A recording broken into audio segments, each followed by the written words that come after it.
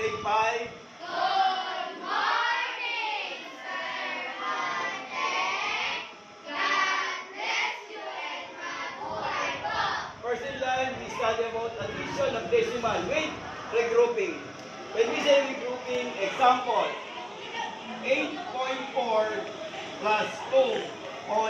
Okay, plus.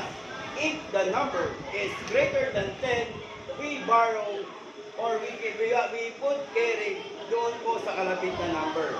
Example, 8.4 plus 2.8. First, we add the 1 first. First, we add 4 plus 8 equals 12. So, meaning to say, we go down to carry 1. So, ibig sabihin, ilalagyan mo natin ng carry dun sa upper part ng second number. Then, add 8 plus 2 equals 10, plus 1 equals 11. So, meaning to say, put 11. So, then, align the decimal. So, 8.4 plus 2.8 equals 11.2. Okay?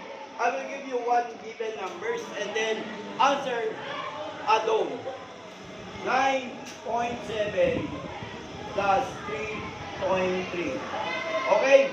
This is the given. So, answer it at home. This is unknown. Answer at home. Thank you and goodbye to everyone.